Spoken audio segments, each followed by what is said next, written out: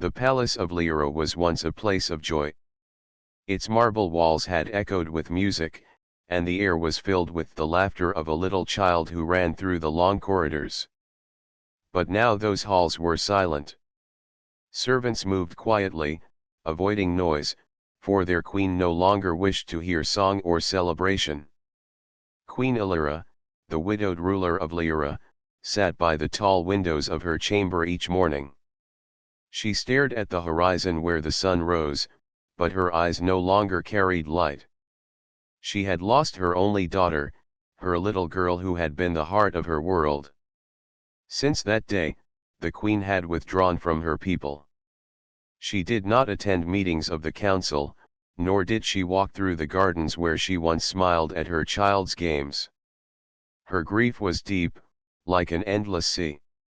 She often sat in silence, her hands resting on her lap, her mind lost in memories. She remembered the way her daughter's small hand clung to hers. She remembered the child's laughter echoing across the palace yard. She remembered bedtime stories, when the little one's eyes shone brighter than the stars. And then she remembered the day when her daughter's laughter stopped, leaving only silence in the halls. The people of Lyra worried for their queen. They loved her dearly, for she had been a kind and just ruler before her sorrow. Now, they whispered in the markets and in the streets. They wondered if she would ever rise again to guide them. Some said the queen's heart had broken beyond repair. Others believed she would return when her grief lessened. But days turned into weeks, and weeks turned into months, and still she remained withdrawn. The council of elders met often, speaking in low voices. The kingdom's borders needed watching, the people needed guidance, but without their queen, decisions grew harder. Rivals beyond their lands had begun to notice the weakness. The queen's silence was not only sorrow, it was danger for the whole realm. Inside the palace, loyal servants tried to comfort her. They brought flowers from the royal gardens, hoping their colors would brighten her chambers. They brought books, hoping words might distract her. But she looked at nothing. Her gaze stayed fixed on the distance, her thoughts locked in memories of the child she had lost. One night, the moon shone bright over the palace. The queen walked slowly through the halls, her long gown trailing behind her. She passed the nursery where her daughter had once played. The door was closed, but she stopped before it. Her hand rested on the wood, trembling slightly. She could almost hear the echo of her daughter's laughter behind that door. But it was only in her heart. She turned away, tears slipping silently down her cheeks. In the gardens, the fountains still flowed, but no one came to see their beauty. The roses had bloomed, but they withered without her presence. The once lively palace felt like a shadow of its past. Everyone who lived within its walls carried the queen's sorrow, for her pain touched them all. Despite her grief, Queen Illyra was not weak. Her heart still carried strength, though it was hidden under sorrow. She did not yet know it, but her story was not at an end. The world beyond the palace still moved, and soon, a stranger from a faraway world would arrive. His footsteps would echo in these silent halls, and his voice would break the long silence that grief had built. For now, the queen sat by her window again, watching the horizon. The sun rose as it always did, painting the sky with gold. But for Illyra, the morning brought no comfort. Her world remained in mourning, her palace wrapped in silence, her heart heavy with loss. Yet somewhere in the vast galaxy, fate was preparing a meeting that would change not only her life but also the future of her people. The palace waited, the land waited, and even the stars seemed to wait for the moment when the silence would finally be broken. The palace of Lyra remained quiet, and its queen continued to live in sorrow. Beyond the palace walls, however, the galaxy was not still. Far away, Ships moved between stars, carrying news, trade, and soldiers on missions of peace. Among these travelers was a human soldier named Aaron. Aaron was not a nobleman or a leader. He was a soldier who had seen both war and peace. He carried scars on his heart, though his body was strong. Like many humans, he knew both the pain of loss and the strength to endure it. His people had sent him as part of a mission to Lyra, to offer support in maintaining peace in the region. The human alliance had heard whispers of unrest in Lyra, of a queen who had not spoken to her people for months. When Aaron's small transport ship landed near the capital city, he expected a formal welcome. He expected guards, banners, and a grand reception. Instead, he found quiet streets and worried faces. The city was not full of celebration but of unease. People watched him carefully, as though hoping he carried answers to questions they dared not speak aloud. He was led through wide roads toward the palace. The buildings of Lyra were tall and elegant, their walls carved with patterns of history. Yet, despite the beauty, Aaron felt the weight of silence. Markets were open, but voices were hushed. Children played, but their laughter was faint. It was as if the entire kingdom carried the queen's sorrow. At the palace gates, the guards saluted with discipline, but their eyes showed doubt. They had heard of humans, creatures from a distant world who could endure hardship and rise again after every fall. Some said humans were fierce in battle. Others said they were quick to adapt. Few in Lyra had seen one before, and they wondered why such a man had come during a time when their queen hid from the world. Aaron stepped into the palace, his boots echoing on the stone floor.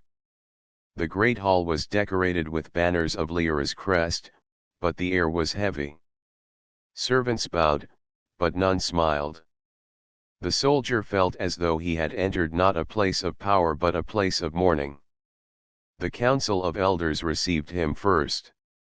They were old men and women who guided the realm in the queen's absence. One of them, a tall man named Darren, spoke with caution.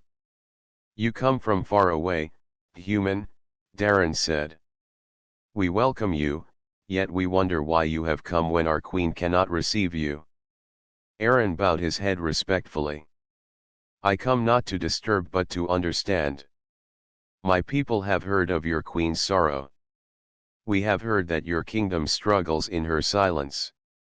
I was sent to stand with you, if you will allow it." The council whispered among themselves. Some were doubtful, but others saw hope.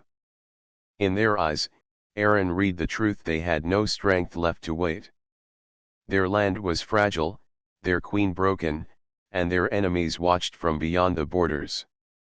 At last, Darren said, "We will allow you to stay. But do not expect much. The queen sees no one." Aaron nodded, but in his heart, he knew he must try. He had not come across the stars only to stand aside. That evening, he was shown to a chamber near the queen's wing of the palace. As he walked the halls, he noticed paintings on the walls, images of a smiling queen with her husband, and later, with a small child. The little girl's face appeared in many of them, her eyes bright with joy. Aaron paused before one painting, where the queen held her daughter in her arms. He felt the weight of sorrow more deeply now, for he knew such love, and he knew such loss. The next morning, he rose early and requested an audience. The servants hesitated. "The queen does not see anyone," they repeated. But Aaron did not demand. Instead, he waited in the gardens, knowing that one day she would pass by. Hours later, as the sun began to lower, Queen Lyra appeared. She walked slowly, her gown trailing behind her, her face pale with grief. She did not notice him at first. She moved as though the world around her did not exist. But when she finally lifted her eyes, she saw him sitting quietly near the fountain. Their eyes met for the first time. Aaron rose and bowed deeply. "My queen," he said softly, "I am a traveler from afar. I do not come with demands. I only wish to sit in your garden and speak, if you will allow." The queen studied him. For months, she had turned away all visitors. Yet there was something unusual about this man. He did not speak like a courtier, nor did he wear the face of ambition. His voice carried a calm strength, and his eyes showed a pain she recognized. At last, she gave a slight nod and turned her gaze to the fountain. She did not speak further, but she did not command him to leave. It was a beginning. The halls of Lyra had been silent for long months, but now a new presence had entered them. A stranger from a distant world had come, carrying with him not only the strength of a soldier but also the quiet patience of one who understood sorrow. And though the queen did not yet know it, his arrival would change her life and the fate of her kingdom. The palace of Lyra remained heavy with silence, yet something had shifted since the arrival of the human soldier. Though Queen Lyra still carried her sorrow like a cloak, she had allowed Aaron to remain near her gardens. She had not spoken to him, but she had not turned him away. For the people of Lyra, this small change was like the first breath of spring after a long winter. Aaron understood grief, and he knew it could not be broken with force. So he did not press the queen with questions or advice. Instead, he came each evening to the garden. Sometimes he sat by the fountain. Sometimes he walked the path slowly, always quiet, never demanding her attention. He was simply there, a presence steady and calm. On the third evening, when the air grew cool and the sky turned to gold, he found a fire already lit near the queen's chamber balcony. Servants had placed wood in the stone hearth, and its flames flickered softly. Aaron sat by the fire, not inside her chamber but just beyond it, in the open air. He began to speak, not loudly but in a gentle tone that carried across the quiet space. He told a story. "On my world," Aaron began, "there was once a village by the sea. The waves were strong, and the winds often harsh.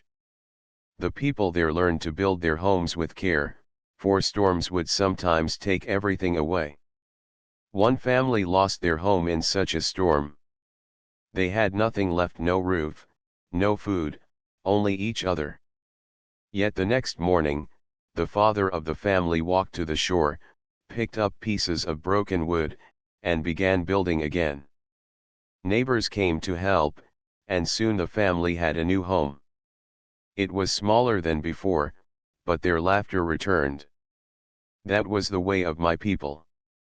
When storms came, we built again." Queen Lyra listened in silence from her chair by the balcony. She did not answer, but her hands, which had been still for many weeks, now rested lightly on the arm of her seat as if she had heard every word. The next night, Aaron returned. Once more he sat by the fire, and once more he told a story. "This time," he said, "I will tell you of a soldier who fought far from home. He carried a small picture of his daughter in his pocket. When the nights were dark, and fear pressed heavy on his heart, he would look at that picture and remember why he must survive. He returned home many years later. His daughter had grown, but when she saw him, she ran to him with the same joy she had carried as a child. He told me that moment was worth all the battles he endured. He said hope carried him when nothing else could." The queen's eyes lowered at these words. Her sorrow deepened, for the memory of her own daughter was still too near, but she did not walk away. Instead, she remained until his story ended, her face pale but her heart stirred. Aaron did not stop. Each evening, as the fire glowed, he spoke again. He told of mothers who sang to their children during nights of fear. He told of farmers who planted seeds even when the soil was dry, trusting that one day rain would fall.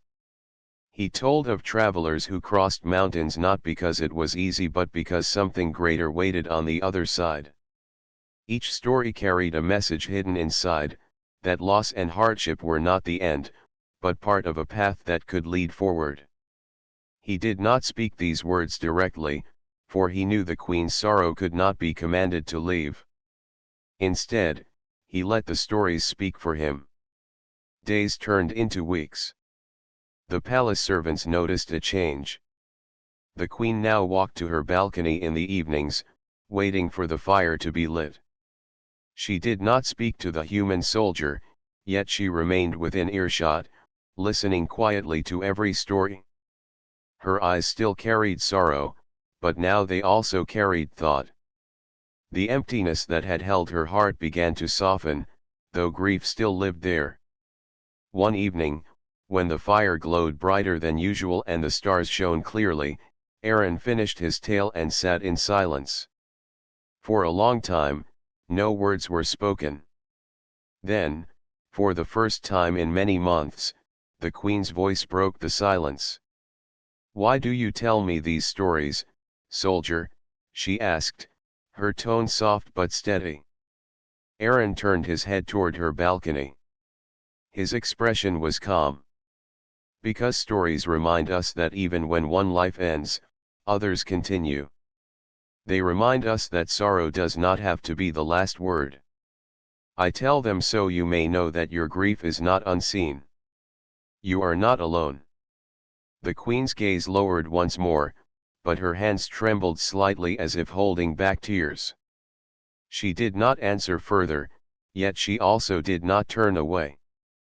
For the servants who watched from the shadows, it was a miracle. The queen had spoken, and she had spoken not to her council, not to her court, but to the human soldier who came each night with stories by the fire. The halls of Lyra were still quiet, but now a new sound had entered them, the sound of words, of voices shared, of stories told. And though the queen still mourned, her silence was no longer complete. The weeks passed, and the palace of Lyra no longer carried only silence. The queen still mourned, but she had begun to listen, and sometimes she spoke a few words in reply. Her sorrow was heavy, yet her heart no longer seemed locked away. For the people of Lyra, this was a small but powerful sign. Hope returned like a gentle breeze after a long storm. But while the palace found a little light, shadows gathered beyond its walls. The kingdom of Lyra had once been strong, guided by a queen who was wise and loved. Yet her silence after her daughter's death had left the realm weak. The council of elders had done what they could, but enemies had watched closely. Neighboring lords, who had long envied the fertile lands of Lyra, now spoke in secret meetings. They whispered that the queen was broken, that her throne could be taken, and that her people would not fight without her. One such neighbor was Lord Varun, ruler of the rocky lands to the north. His soldiers were strong but his fields were poor. He had long desired the rivers and farmlands of Lyra. To him, the sorrow of Queen Illyra was an open door. If he could march quickly, he might seize what was once beyond his reach. Rumors of his plans reached the council. Messengers came to the palace, their words heavy with warning. Armies were gathering near the border. Scouts spoke of banners raised, of weapons sharpened, of camps built too close to Lyra's land. The council worried deeply. They gathered in the great hall, their voices tense. "If the queen does not rise," one elder said, "our borders will fall. Our soldiers will fight," another replied, "but they need the voice of their queen. Without her, the people fear." Aaron was present at the council that day. He listened in silence, his eyes steady. When the voices grew louder, he finally spoke. "Your queen may grieve, But she is not weak, Aaron said. I have seen sorrow in many forms. It can bury a person, or it can become a fire within them. I believe she still carries that fire. But she needs time, and time may not be on your side. The elders looked at him with doubt. You are a foreigner, one said. You cannot understand our queen. But another elder, the tall man named Darren, shook his head. Perhaps he understands more than we think. For it is he who has spoken to her when no one else could. After the council, Aaron walked through the gardens in thought. He knew the danger was real. If the northern lords struck, the kingdom might not withstand the blow. Yet he also knew that pushing the queen too hard could break her again. She needed strength, but she had to find it herself. That evening, he went once more to the fire. Queen Illyra appeared, as she had begun to do, her face pale but her step steady.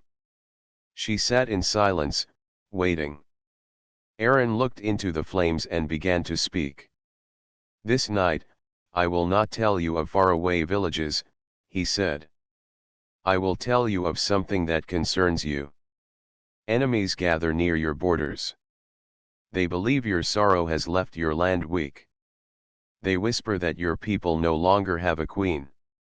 Illyra's eyes rose sharply. For a moment, her grief gave way to anger. They dare, she whispered, her voice low. They dare because they do not understand you, Aaron answered. They see sorrow as weakness. But sorrow can be strength if you choose it. You carry pain because you carry love. That love can guard your people still.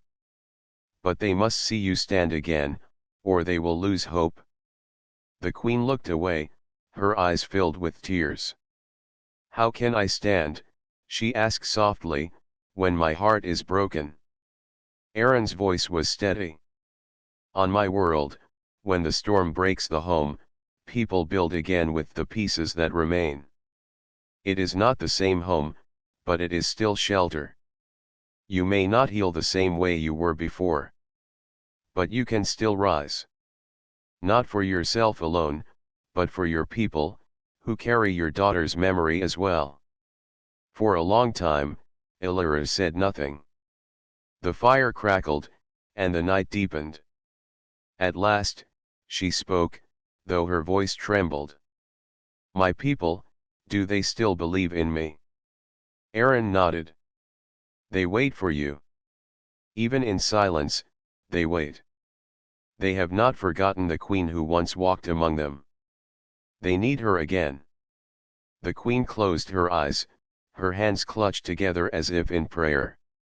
She felt the weight of her grief pressing against her, yet also the weight of her duty calling her forward. The enemies at her borders were real, but so was the love of her people. Could she turn her sorrow into strength? Could she rise, not despite her pain, but with it? The fire burned low, its light flickering across her face. She did not yet have the answer, but a seed had been planted. For the first time since her daughter's death, the queen was thinking not only of her loss, but of her kingdom.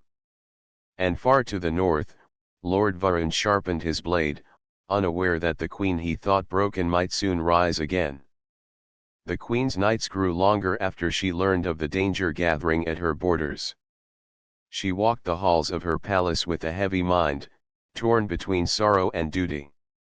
In her heart, her daughter's memory still burned like an endless flame, and the pain often pressed her down.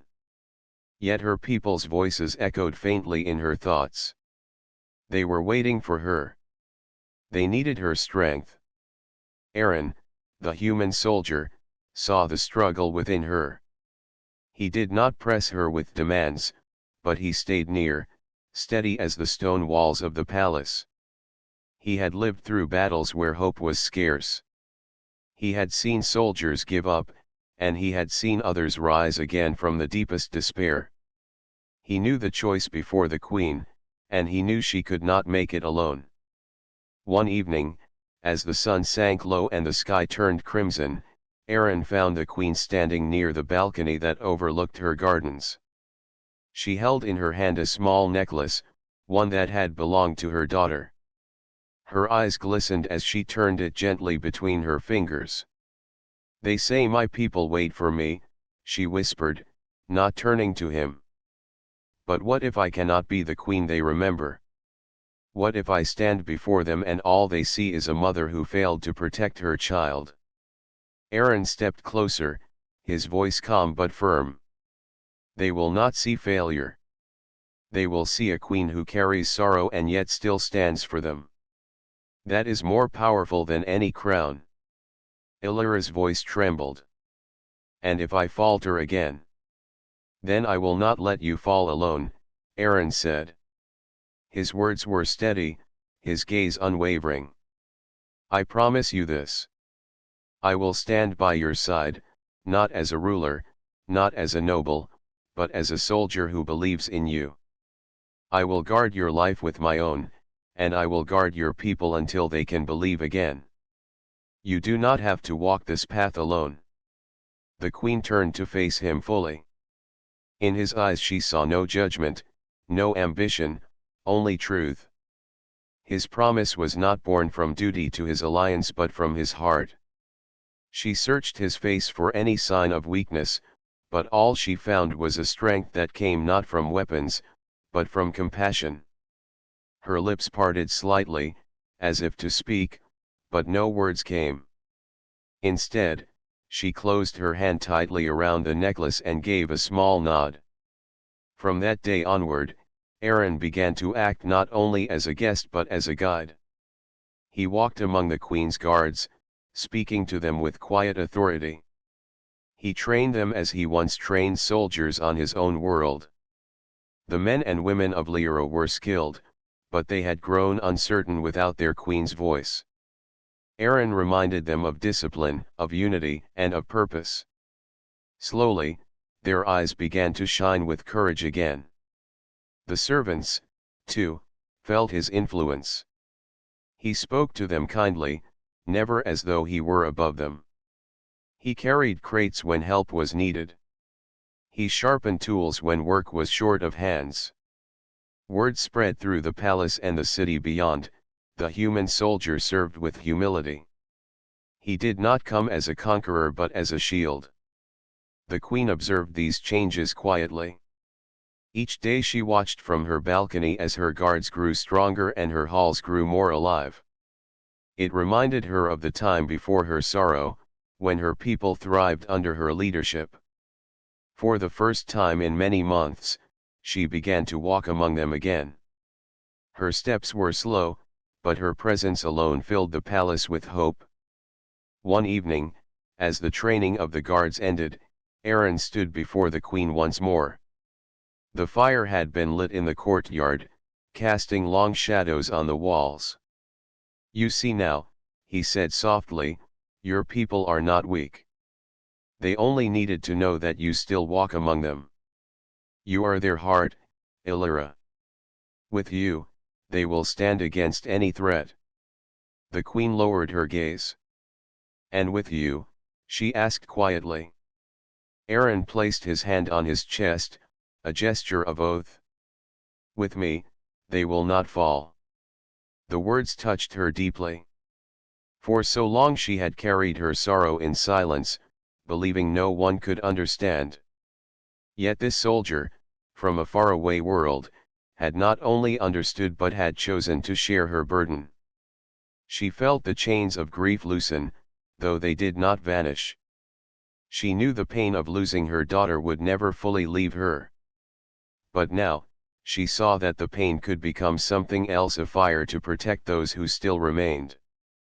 That night, she stood taller than she had in many months. The council saw it. The guards saw it. Even the servants whispered of it. Their queen was beginning to return. Far beyond the palace, Lord Varun's scouts carried news back to him. They spoke of a queen who now walked among her people, of soldiers who trained with new strength, and of a human warrior at her side. Varun frowned, for he realized his task would not be as simple as he had believed.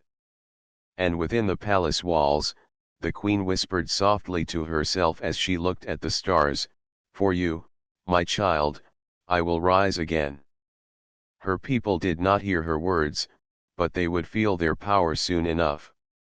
The palace of Lyra no longer felt like a tomb of silence. Steps echoed in its halls once more, and voices carried through its chambers. Servants moved with purpose, guards trained with focus, and courtiers whispered with cautious hope. Something was changing. Their queen was not the same as before. She still carried sorrow in her eyes, but she was beginning to walk forward again. Every morning, Queen Illyra appeared before her council. She listened to their reports and spoke in a calm, steady tone. Though her words were few, they carried weight. Each decision she made showed her people that their ruler was still with them. Aaron remained at her side, never seeking glory, only guiding where needed. He spoke with the generals about defense. He drilled the guards in discipline. He reminded them that fear could destroy an army before the first battle, but courage could give them victory even when the odds seemed low. The men and women of Lyra had always been brave, but now they stood taller, for their queen and the human soldier walked among them. One afternoon, the council gathered in the grand hall. Messengers brought urgent news. Lord Varun's armies had moved closer to the border. Villages nearby reported seeing camps built along the rivers. Smoke from their fires rose into the sky like dark warnings. The council grew restless. "If he marches, he will strike within days," one elder said. "We must prepare." All eyes turned to the queen. For months they had carried the burden of leadership without her, but now they waited for her voice. Illyra rose from her seat, her face calm though her heart trembled within. "Lyra will not fall," she said clearly. "We will not surrender to greed. Our people will stand, not only for our lands but for the memory of those we love. Let the lords beyond our borders see that we are not broken." Her words spread quickly through the palace and then into the city. The people gathered in the streets, speaking with new strength. Children who had once played quietly now sang songs again. Merchants raised their voices in the market, and farmers sharpened tools that could be used in defense if needed. The land itself seemed to awaken, stirred by the queen's return. That night, Aaron found Illyra standing in the gardens. The air was cool, and the fountains glistened in the moonlight. She looked at him with eyes that carried both pain and fire. "You kept your promise," she said softly. "You told me I was not alone, and now I see it is true. My people walk with me still." Aaron bowed his head. "It was always true. They never stopped believing. They only waited for you to return." Illyra was silent for a moment. Then she lifted her gaze toward the sky, where countless stars glimmered. "I cannot bring back what I lost," she whispered. "But I can protect what remains. If sorrow is the weight I must carry, then let it become my strength." The following days were filled with preparation. The queen met with her generals, planning the defense of her borders. Aaron introduced tactics he had learned on his world, simple maneuvers that used speed and discipline rather than sheer numbers. Lyra's army was smaller than Varun's, but with careful planning, they could stand against him. The soldiers respected the human soldier. They trained under his watchful eye, and though he demanded much from them, they gave their best. In return, he showed them the same loyalty he gave their queen. "You fight not for me," he told them, "but for your homes, your families, and the queen who carries all of you in her heart." As the army prepared, the people of Lyra also played their part. Farmers brought food to the city to support the soldiers. Craftsmen worked day and night to mend weapons and armor. Even children helped carry water and messages across the streets. It was no longer only a queen or an army rising, it was an entire kingdom. The shadow of war loomed closer, yet so did the light of unity. Hope spread like fire, burning away the silence that had held the land for so long. On the eve of battle, Queen Illyra stood before her people in the central square. Torches lit the night, and the crowd filled the space, their eyes fixed on her. She raised her hand, and silence fell. "My beloved people," she began, her voice strong, "I have walked through sorrow so deep that I thought I could never rise again. But you waited for me. You believed in me, even when I was lost. For that, I stand here now, not only as your queen but as one of you. Together, we will defend our land. Together, we will show the world that Lyra's flame has not gone out." The crowd erupted in cheers. The sound rolled across the city like thunder. For the first time in many months, Illyra felt the warmth of her people's love, and though grief still lived in her heart, it no longer chained her. It had become a part of her strength. Aaron watched from the side, his expression steady but his heart stirred. He had seen leaders before, but never one who carried both sorrow and courage so openly. He knew now that Lyra was ready. Far away, Lord Varun's scouts brought news of the Queen's speech to their master. Varun frowned, for he had hoped to march against a kingdom of silence. Instead, he would face a kingdom on fire with unity. And so the rising flame of Lyra prepared to meet the shadow of war. The storm had passed, but the land was still silent and broken. The sky above the valley carried faint colors of morning, soft orange spreading across the horizon. Lyra sat close to the fire, her eyes watching Aaron as he rested. His face looked pale, his breath shallow, but he was alive. The mask still lay near him, tied with the repairs she had made from torn cloth and rope. Every time he inhaled, she felt a small wave of relief. She had not slept the entire night. Her thoughts kept moving, her heart restless. All her life she had been told that she was fragile, that others must protect her, that she could not carry heavy burdens alone. But now, as she looked at Aaron, she understood something new. He had given her life when she had no strength. Now it was her turn to protect him. When Aaron opened his eyes, his voice was weak but steady. "You are still awake." "I could not rest," she admitted. "But I have decided something. We will not just survive. We will live. Together." He gave a faint smile, one that showed both pain and pride. "Then we will walk forward, as far as we can." They shared the mask once again, passing it carefully between them. With each breath, they reminded themselves that survival was not only about strength. It was about trust. It was about never giving up, even when the path looked endless. As the sun rose higher, they noticed a thin line of smoke far ahead. Smoke meant fire, and fire meant life. Perhaps food, perhaps shelter. With slow steps, they began to move in that direction. The land was uneven and covered with sharp stones, but they did not stop. Each step was heavy, but each step also carried hope. Hours later, they reached the ruins of a small camp. Broken tents leaned against the rocks, and in the middle of it all, a weak fire still burned. Relief filled Lyra's chest. They searched carefully and found containers of water, dried food, and a few useful tools. "It seems the storm drove them away," Aaron said. His voice was tired, but his eyes showed gratitude. "We are lucky." They drank water in small sips, sharing it slowly.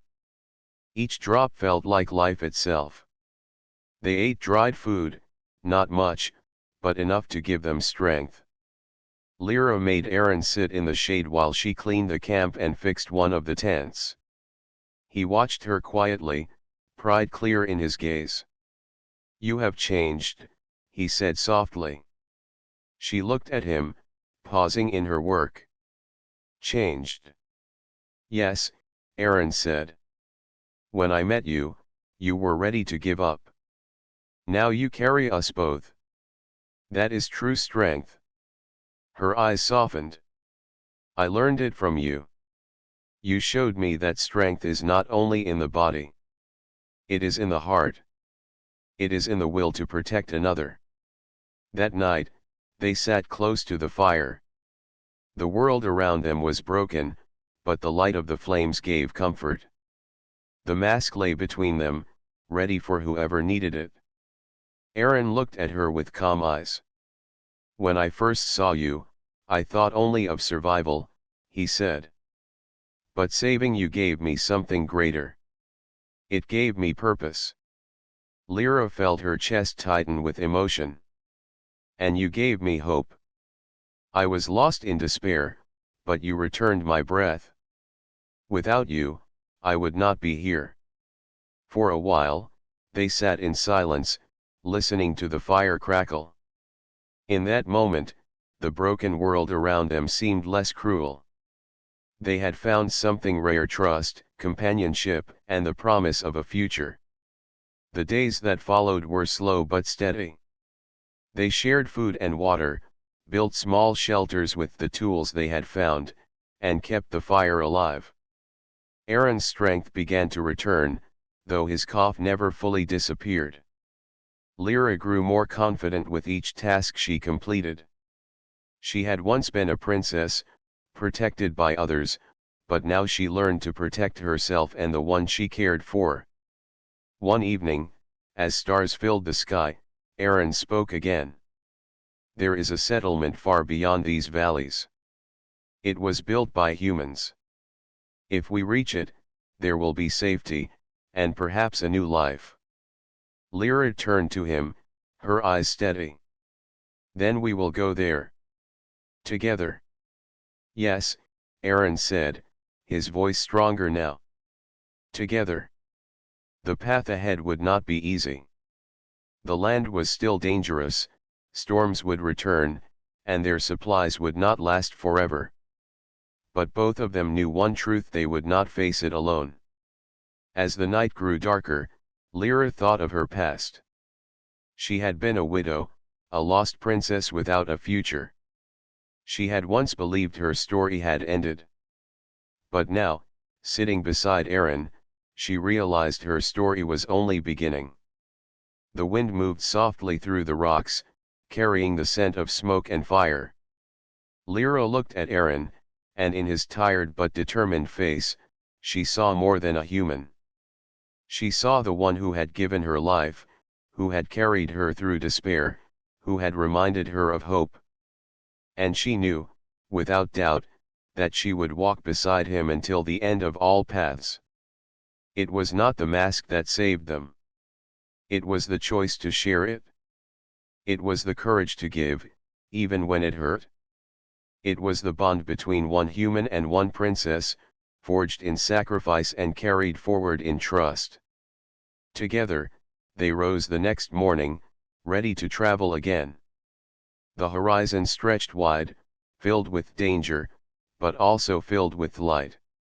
And in that light, two survivors walked forward, not as strangers, not as broken souls, but as the promise of a new beginning.